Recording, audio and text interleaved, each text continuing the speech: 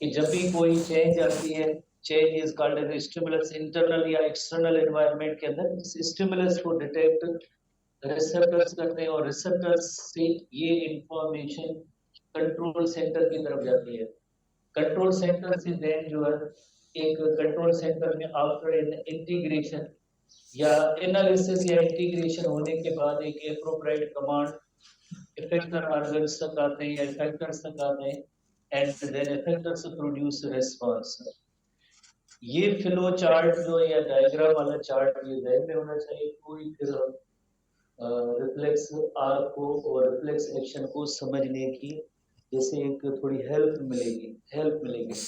किस तरह से आप इसमें सबसे पहले कंपोनेंट्स देखें। रिसेप्टर से कंट्रोल सेंटर तक जो इंफॉर्मेशन जाती है वो किस न्यूरॉन के जरिए जाती है, सेंसरी न्यूरॉन। इसी वजह से प्रीवियस क्लास के अंदर हमने ये इसी डायग्राम के हवाले से न्यूरॉन के जो टाइप थे इसी डायग्राम से सीखे थे। तो उसका एक पर्पस था जो आज ये हम सीख रहे हैं कि रिसेप्टर से इंफॉर्मेशन सेंसरी न्यूरॉन के जरिए कंट्रोल सेंटर में जाएंगी और इधर कंट्रोल सेंटर में कौन सी न्यूरॉन का टाइप है, इंटर न्यूरॉन या एसोसिएशन न्यूरॉन या रिले न्यूरॉन भी कहते हैं। आफ्टर इंटीग्रेशन एंड एनालिसिस उसके बाद कौन से न्यूरॉन होंगे, मोटर न्यूरॉन होंगे जो एक एप्रोप्रिएट ऑर्डर या कमांड होगा इफेक्टर्स की तरफ जाएगा और इफेक्टर्स क्या प्रोड्यूस करेंगे, रिस्पांस प्रोड्यूस करेंगे। सिंपली स्टिमुलस के बदले में एक रिस्पांस प्रोड्यूस होता है। अब इसके अंदर आप कंपोनेंट्स देखें, यानी जो भी चेंज आती है उसको डिटेक्ट रिसेप्टर ने किया, रिसेप्टर से ये इंफॉर्मेशन सेंसरी न्यूरॉन के जरिए कंट्रोल सेंटर की तरफ गई। कंट्रोल सेंटर में उधर इंटर न्यूरॉन है और जहाँ पे आफ्टर इंटीग्रेशन एंड एनालिसिस एक एप्रोप्रिएट कमांड होगा वो मोटर न्यूरॉन के जरिए इफेक्टर अगर सब जाएगा और इफेक्टर्स दे रिस्पांस। अब स्टिमुलस के बदले में, चाहे स्टिमुलस इंटरनल हो या एक्सटर्नल हो, उसके बदले में चाहे स्टिमुलस इंटरनल हो या एक्सटर्नल हो, उसके बदले में जो ये रिस्पांस प्रोड्यूस होता है ये विदाउट पर्सन्स विल या विश हो। रिस्पांस होता है विदाउट पर्सन्स विल और विश हो, जिसे हम कहते हैं इनवॉलंटरी नेचर। ऐसा रिस्पांस जो विदाउट पर्सन्स विल और विश हो, ऐसा रिस्पांस जो विदाउट पर्सन्स विल और विश हो, ऐसे रिस्पांस को हम कहेंगे इनवॉलंटरी रिस्पांस। जैसे फॉर एग्जांपल एक वॉलंटरी फॉर एग्जांपल मूवमेंट है, जैसे हम चाह रहे हैं कि इस फिंगर्स को मूव करें फॉर एग्जांपल, तो वो हमारी विल या विश के अकॉर्डिंगली है। या जिस तरह से इधर कोई जैसे एक हम नोट करें कि कोई चुभने वाली चीज मौजूद है, अचानक जैसे हमारा हाथ लगा तो विदाउट वेस्टिंग एनी टाइम, कोई भी टाइम वेस्ट करने से पहले जो है, ये कौन स्टूडेंट है, आप स्टूडेंट एंट्री टेस्ट कोई और है जी, एंट्री टेस्ट के स्टूडेंट है, इंजीनियरिंग है, तो आप बेंच एंड चेयर लेके बैठ, इधर एक चेयर लेके बैठ रहे हैं या अंदर क्लासरूम में बैठे। तो अगर ये जैसे इत्तेफाक सडन है, जैसे हमारा हाथ लगा और हम फौरन इस कोई ट्रिकिंग चीज से हाथ उठा लेते हैं विदाउट पर्सन्स विल और विश, यानी इसमें हमारा कोई चॉइस हो, कंट्रोल हो, रेगुलेशन हो, वो नहीं हुआ है, प्रोसेस वही है। इसमें स्टिमुलस क्या था, इसमें स्टिमुलस थी वो पिन थी चुभने वाली या कोई ऐसी हॉट ऑब्जेक्ट थी, इसको किसने डिटेक्ट किया था, इसको डिटेक्ट किया था रिसेप्टर्स ने। वो इंफॉर्मेशन किधर गई थी, सेंसरी न्यूरॉन के जरिए कंट्रोल सेंटर में गई थी, सेंसरी न्यूरॉन के जरिए वो इंफॉर्मेशन कंट्रोल सेंटर में गई थी। इधर यहाँ पे दो ऑप्शन होते हैं, आइदर सेंसरी न्यूरॉन और मोटर न्यूरॉन का जंक्शन होगा, कुछ ऐसी सिचुएशन होती है डायरेक्टली सेंसरी न्यूरॉन और मोटर न्यूरॉन का जंक्शन होगा विदाउट इंटीग्रेशन और एनालिसिस। कुछ ऐसी सिचुएशन होती है जिनके अंदर सेंसरी न्यूरॉन और इंटर न्यूरॉन का एक जंक्शन होगा, देन इंटर न्यूरॉन और मोटर न्यूरॉन का एक अनदर जंक्शन होगा।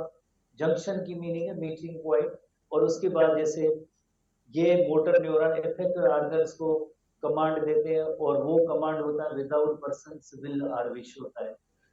तो जो विदाउट विल और विश जो ये कमांड जा रहे हैं तो ऐसे रेस्पॉन्स को, इस रेस्पॉन्स को हम कहेंगे रिफ्लेक्स एक्शन कहेंगे। ये जो रेस्पॉन्स आया है, इस रेस्पॉन्स को कहेंगे रिफ्लेक्स एक्शन, जो विदाउट पर्सन्स विल और विश हुआ है। अब इस रिफ्लेक्स एक्शन का एक पाथ है जो आप पूरा देख रहे हैं, स्टिमुलस से लेकर ये पूरा पाथ है, ये पूरे पाथ रिस्पॉन्स होने तक ये जो पाथ है, इस पाथ के लिए एक लफ्ज इस्तेमाल होता है रिफ्लेक्स आर्क। रिफ्लेक्स आर्क, इस पूरे पाथ को हम कहेंगे रिफ्लेक्स आर्क, जिसके ये कंपोनेंट्स हैं। हमारी बॉडी के अंदर काफी सारे ऐसे प्रोसेस होते हैं जो इमीडिएटली होने चाहिए, विदाउट इवन पर्सन्स विल और विश होने चाहिए, because such response are protective in nature. जैसे फॉर एग्जाम्पल अगर हम इधर कोई चुभने वाली चीज लगे, फिर हम अच्छा देखें क्या लगा है, अच्छा उसके बाद देखें अच्छा ये तो कितना टाइम जाया होता और वो उसका और भी ज्यादा डैमेज होता। अगर कोई हॉट ऑब्जेक्ट है, जैसे अगर हम कहेंगे पहले देखेंगे कौन सी हॉट ऑब्जेक्ट है, फिर हम आग उठा, हो सकता है हमें कोई फायदा मिले, देखते हैं हॉट ऑब्जेक्ट है पता नहीं क्या है।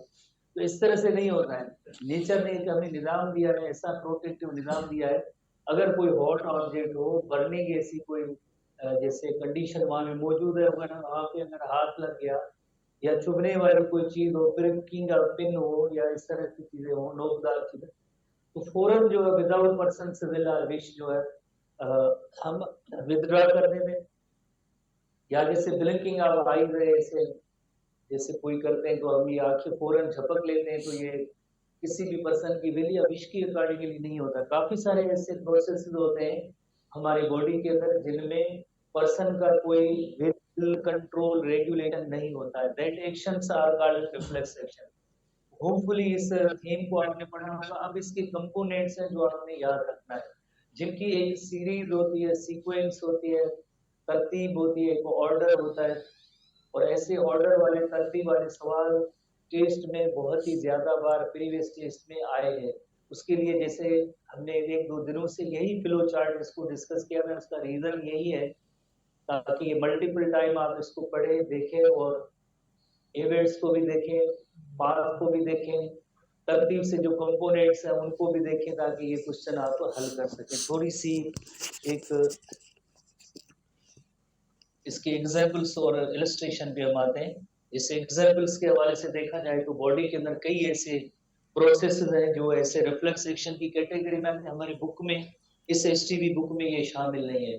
तो सिंपल रिफ्लेक्स वो होते हैं जो अनकंडीशनल रिफ्लेक्स होते हैं, इनबॉर्न होते हैं, इनको सीखने की जरूरत नहीं होती, अनलर्नड होते हैं, जो हमेशा जो एक स्टिमुलस के बदले में जो है ये चीजें सीखी जाती है। तो जो अनलर्नड है, जो परफॉर्म करते हैं हम, simple reflex is protective in nature. इसका जो मेन पर्पस है, मकसद है, वो प्रोटेक्टिव इन नेचर है। जैसे एक एग्जाम्पल हम पढ़ेंगे हमारे बुक में इंक्लूड है, knee jerk tendon of the patella. उसको एक रबर का कोई हैमर टाइप छोटी सी चीज होती है, डॉक्टर साहिबान के पास होती है, तो वो टैप करते हैं नी रीजन पे, और उसके बाद जैसे अगर जैसे रेस्पॉन्स जैसे ऑटोनॉमिक बिल्कुल सही हो रहा है, तो इसका मतलब है कि वो ठीक ही है पर्सन। उसे कहते हैं पेंटिलर रिफ्लेक्स कहते हैं। एक होता है कॉर्नियल रिफ्लेक्स, यानी ब्लिंकिंग रिफ्लेक्स, जैसे हम फौरन जैसे आईज को ब्लिंकिंग की होती है, तो उससे कहते हैं कॉर्नियल रिफ्लेक्स कहते हैं। Rapid withdrawal of the hand while burned और प्रिक्ड। अगर जो कोई हॉट ऑब्जेक्ट को हमारा हाथ टच होता है या कोई ऐसी कोई फ्लेम टाइप चीज है उसके करीब हमारा हाथ गया, तो हम फौरन हाथ उठा लेते हैं। या quick recovery of balance while falling. ऐसे रोड साइड पे जब हम जा रहे होते हैं, कभी खड्डा गड़ा पत्थर पाँव के नीचे आ जाए, तो गिरते गिरते जैसे हम बच जाते हैं। हमारी बॉडी के अंदर एक ऐसा निजाम है जो ये भी एक तरह का ये रिफ्लेक्स है। कफिंग भी एक तरफ से रिफ्लेक्स है, स्नीजिंग रिफ्लेक्स है, यॉर्निंग भी, ये सब रिफ्लेक्स होते हैं जो सिंपल रिफ्लेक्सेस की कैटेगरी में होते हैं। All of these follow in simple reflexes. तो अब हम वापस से आते हैं एक और जैसे टर्म को सीखते हैं। एक ऐसे रिफ्लेक्सेस होते हैं जिन्हें कहते हैं monosynaptic reflexes.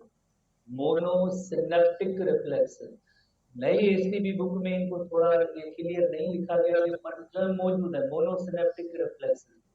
Monosynaptic reflexes, reflex जैसे अभी आपने पढ़ा है कि ऑटोनॉमिक जो रिस्पांस होता है इनवॉलंटरी रिस्पॉन्स होता है, उसे हम कहते हैं रिफ्लेक्स में। मोनोसिनेप्टिक, मोनो लफ्ज की मीनिंग होती है वन, सिनेप लफ्ज की मीनिंग होती है जंक्शन, एक जैसे जंक्शन या यूनियन हो न्यूरॉन्स के दरमियान। तो यानी इसमें दो न्यूरॉन्स इन्वॉल्व होंगे, इसमें जो है दो न्यूरॉन्स इन्वॉल्व होंगे। कौन से दो न्यूरॉन होंगे? एक होगा सेंसरी न्यूरॉन इन्वॉल्व होगा और दूसरा न्यूरॉन होगा मोटर न्यूरॉन। इंटर न्यूरॉन इसमें इन्वॉल्व नहीं होंगे। सेंसरी न्यूरॉन और मोटर न्यूरॉन इसमें इन्वॉल्व होगा, इंटर न्यूरॉन एग्जाम्पल नहीं होगा। और इस मोनोसिनेप्टिक रिफ्लेक्स का एक एग्जाम्पल है नी जर्क। मोनोसिनेप्टिक रिफ्लेक्स का एग्जाम्पल है नी जर्क। ये थोड़ी देर पहले जैसे हमने पॉइंट नोट की थी, जैसे पेटिलर रिफ्लेक्स, जैसे ये पेटिला पार्ट होता है, यू नो वेरी वेल, और इस तरह से ये लोअर लेग है, और इधर जो टेंडन होते हैं, tendon, tendon you know very well कि बोन टू मसल की कनेक्शन होती है। तो इधर जो है डॉक्टर साहबान के पास ऐसे एक थोड़ा सा रबर टाइप है कि टैपिंग करने का एक छोटा सा इंस्ट्रूमेंट होता है। तो जैसे इसको हिट करेंगे तो उसके बदले में ये होगा कि ये एक न्यूरॉन होगी, न्यूरॉन की कैटेगरी होगी जिसका नेम होगा सेंसरी न्यूरॉन। स्ट्रेच जो स्टिमुलस होता है उसको डिटेक्ट करते हैं, जिनका नेम होता है ये सेंसरी न्यूरॉन। रिसेप्टर्स होते हैं सेंसरी न्यूरॉन। सेंसरी न्यूरॉन ये मैसेज लेके आगे जाएंगे, किधर जाएंगे? स्पाइनल कार्ड की तरफ लेके जाएगी। स्पाइनल कार्ड की जो अरेंजमेंट है वो इस तरह से होती है कि ये सेंसरी न्यूरॉन इस एक तरफ से जो है ये आया, स्पाइनल कार्ड के अंदर एंटर हुआ, और दूसरी तरफ से ये होगा कि इधर से ही एक मोटर न्यूरॉन, इधर से ही एक ब्रांच निकलेगी मोटर न्यूरॉन की।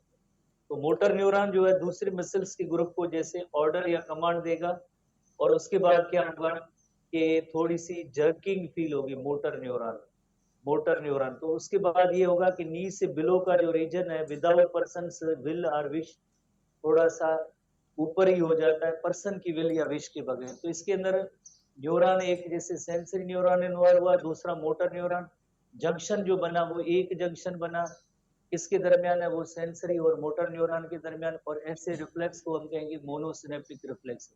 ये स्पाइनल कार्ड का सेक्शन है। स्पाइनल कार्ड का जब हम सेक्शन करेंगे तो सेंटर के अंदर ऐसी बटरफ्लाई लाइक की स्ट्रक्चर नजर आएगी, आगे हम पढ़ेंगे।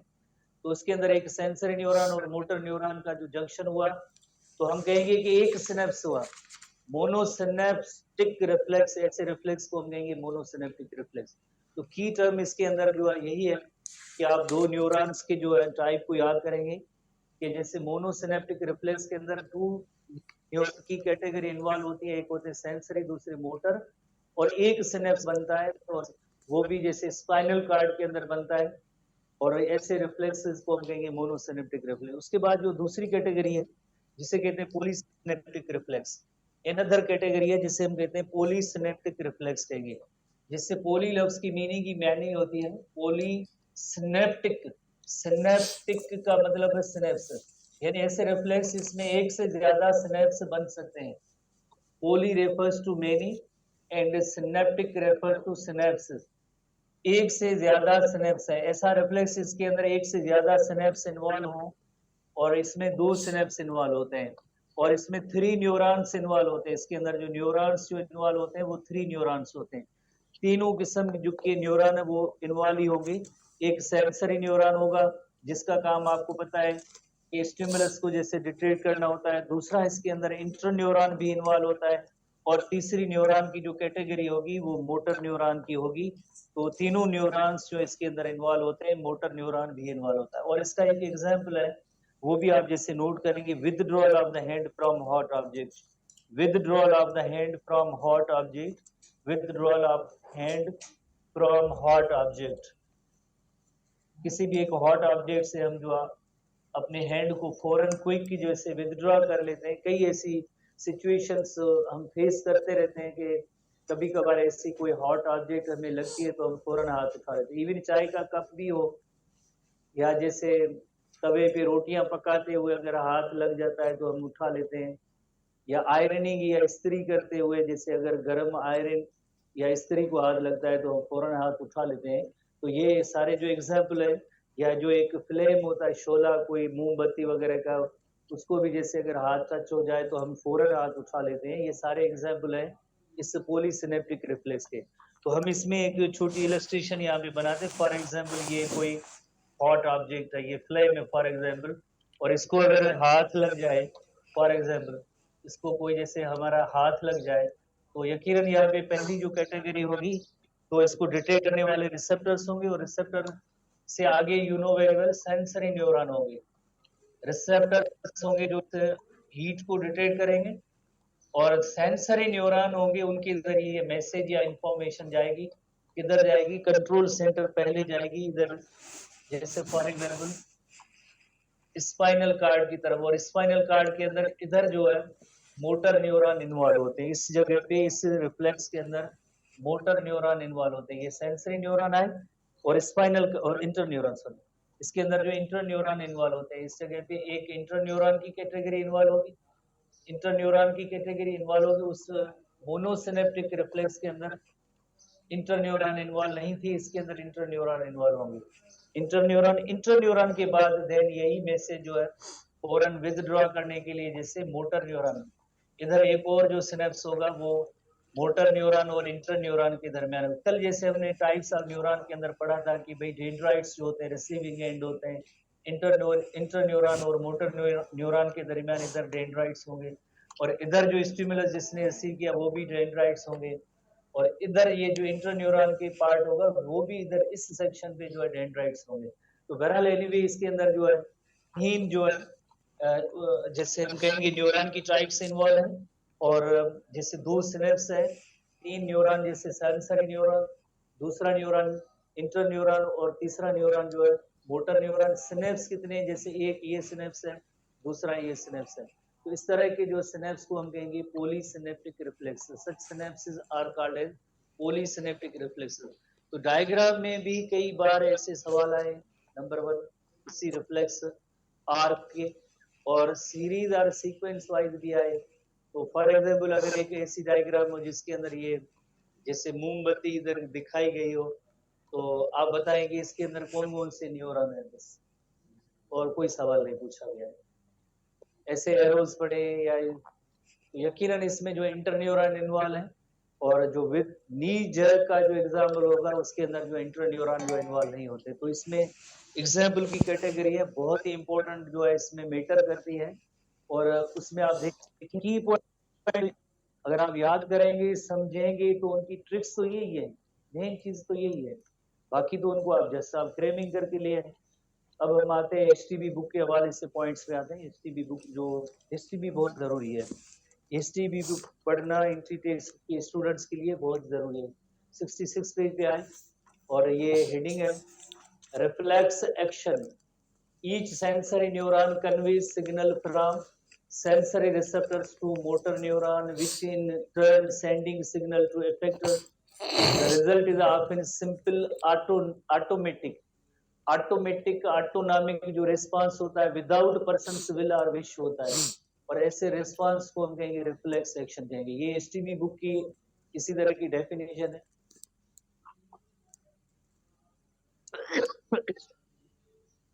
और इस डेफिनेशन के अंदर डायरेक्टली जैसे सेंसरी और मोटर न्यूरॉन बताए, हालांकि इंटर न्यूरॉन भी किन किन जगहों पे इन्वॉल्व होते हैं, बट ये दो नैरो सेंस की जैसे डेफिनेशन है। Pathway along which impulses are transmitted। तो पाथ तो आपने जैसे पढ़ा, सबसे पहले स्टिमुलस था, और रिसेप्टर्स ने उनको जैसे डिटेक्ट किया, फिर सेंसरी न्यूरॉन थे वो इंफॉर्मेशन लेके आगे जा रहे थे कंट्रोल सेंटर की तरफ। दो ऑप्शन थे, या तो इंटर न्यूरॉन उसमें इन्वॉल्व थे या नहीं थे, आगे मोटर न्यूरॉन। तो ये पूरा पाथवे कहलाएगा। इस पाथवे को हम कहेंगे सिंगल टर्म देंगे reflex arc, along which the impulses are transmitted from receptor to effector। Receptor से लेकर इफेक्टर तक जितने भी इसके अंदर कंपोनेंट्स इन्वॉल्व हैं उसे हम कहते हैं कि ये इसका जो है रिफ्लेक्स आर्क। आर्क का मतलब ये इसका पाथ है। एक छोटी इलस्ट्रेशन देखेंगे, और इसमें अगेन कोशिश करेंगे कि इसके जो कितने टर्म्स हैं वो कंपोनेंट्स हैं वो आप ध्यान में रखें। जैसे फॉर एग्जाम्पल इस पैटर्न में सवाल होते, कोई स्टिमुलस है, स्टिमुलस को डिटेक्ट रिसेप्टर्स करेंगे, रिसेप्टर से ये सेंसरी न्यूरॉन के जरिए इंफॉर्मेशन, ये जैसे फॉर एग्जांपल ये स्पाइनल कार्ड का सेक्शन है, क्रॉस सेक्शन है स्पाइनल कार्ड का, स्पाइनल कार्ड या ब्रेन जो है सीएनएस की कैटेगरी में आते हैं। तो ये इंफॉर्मेशन चली गई किधर चलेगी, इधर कंट्रोल सेंटर के अंदर आई और इधर इंटरन्यूरॉन इन्वॉल्व होते हैं। इंटरन्यूरॉन के बाद देन मोटर न्यूरॉन कमांड या ऑर्डर देंगे इफेक्टर्स को, इफेक्टर्स ने रिस्पांस प्रोड्यूस किया। ये पूरी जो सीक्वेंस है वो रिफ्लेक्स आर्क की सीक्वेंस है। रिफ्लेक्स आर्क के ये पाथवे जो उसके कंपोनेंट्स हैं, जैसे थोड़ी देर पहले हमने एसटीबी बुक में पढ़ा था कि रिसेप्टर से लेकर जो है रिस्पांस जो प्रोड्यूस होता है उसके अंदर जितने भी कंपोनेंट्स होते हैं वो सब रिफ्लेक्स आर्क के कंपोनेंट्स होते हैं। तो इस तरह से एक लाइक फर्दर जो पॉइंट है कि एग्जाम्पल भी पढ़े, मोनोसिनेप्टिक और पॉलीसिनेप्टिक के एग्जाम्पल भी पढ़े ताकि आपको ये चीजें याद हो जाए।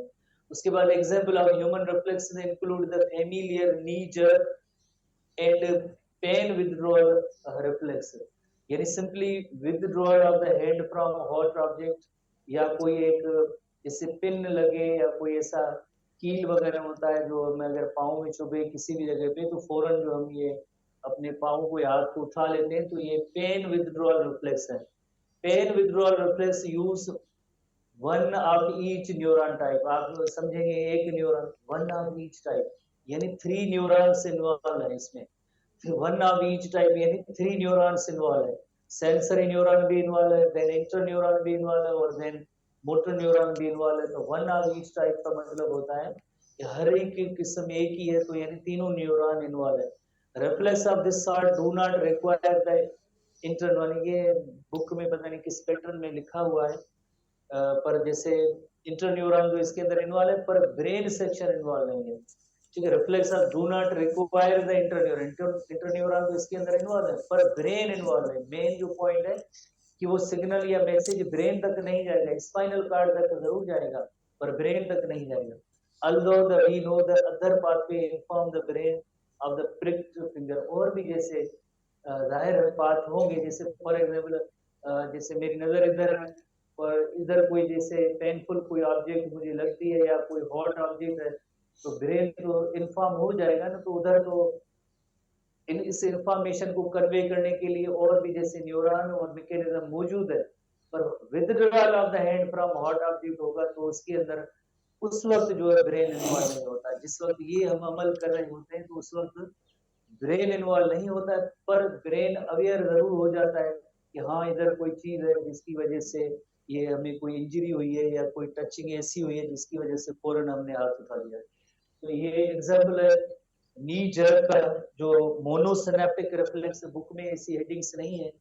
तो ये जो फॉर एग्जांपल ये पेटिला बोन है उससे नीचे एक टैपिंग की जाती है तो इसकी वजह से स्ट्रेचिंग होगी, तो ये स्ट्रेच रिसेप्टर्स होंगे सेंसरी न्यूरॉन के जरिए, और ये स्पाइनल कार्ड का सेक्शन है डायरेक्टली जो है मोटर न्यूरॉन जो होंगे इधर इन मसल्स को ऑर्डर या कमांड देंगे, कॉन्ट्रैक्शन होगी और फौरन ये सेक्शन लोअर लेग जो होता है थोड़ा सा ऐसे जैसे पहले देखे ऐसे ही पड़ा था, उसमें एक जर्क प्रोड्यूस होता है, ये नी जर्क कहेंगे और ये एग्जांपल होगा उससे हम कहेंगे मोनोसिनेप्टिक रिफ्लेक्स, ऐसी कैटेगरी होगी तो उससे हम कहेंगे मोनोसिनेप्टिक रिफ्लेक्स। दूसरा एग्जांपल है पॉलीसिनेप्टिक रिफ्लेक्स है। पॉली लफ्ज का मतलब है मेनी, हाउ मेनी, एक से ज्यादा। जैसे फॉर एग्जांपल ये कोई हॉट ऑब्जेक्ट है, इधर जैसे हैंड टच हुआ तो ये इंफॉर्मेशन जा रही है, इंफॉर्मेशन जैसे सेंसरी न्यूरॉन के जरिए जा रही है, सेंसरी न्यूरॉन के जरिए ये स्पाइनल कॉर्ड का सेक्शन है, सेंसरी न्यूरॉन और इंटर न्यूरॉन के दरमियान एक जंक्शन हुआ और इसमें इंटर न्यूरॉन हुआ, और इंटर न्यूरॉन और मोटर न्यूरॉन के बाद जंक्शन के बाद जैसे ये मोटर न्यूरॉन कमांड या ऑर्डर लेके आ रहे हैं इन मसल्स की तरफ जाएंगे और क्या ऑर्डर मिलेगा कि आपको जैसे ये हेड जो है इसको उठाना चाहिए, ये हॉट ऑब्जेक्ट है, इसमें पर्सन की विल या विश शामिल नहीं होती है। ये मैसेज ब्रेन तक गया ही नहीं, ब्रेन जरूर अवेयर जरूर हुआ है कि भाई ये हॉट ऑब्जेक्ट है और इसमें पेन आगे इस तरह से हो सकता है, कोई चीज गर्म लगी है, अवेयर जरूर हो सकता है, पर ये जो अमल हुआ है इस अमल में जो है ब्रेन की इन्वॉल्वमेंट नहीं है। तो इस रिफ्लेक्स को हम कहेंगे पॉलीसिनेप्टिक रिफ्लेक्स, और इसके अंदर जैसे दो सिनेप्स है, एक सेंसरी न्यूरॉन और इंटर न्यूरॉन के दरमियान, दूसरा जो है इंटर न्यूरॉन और मोटर न्यूरॉन के दरमियान सिनेप्स हुआ है। This type of reflex are called as polysynaptic reflex कहेंगे। कल हमने इसका आगे देखिए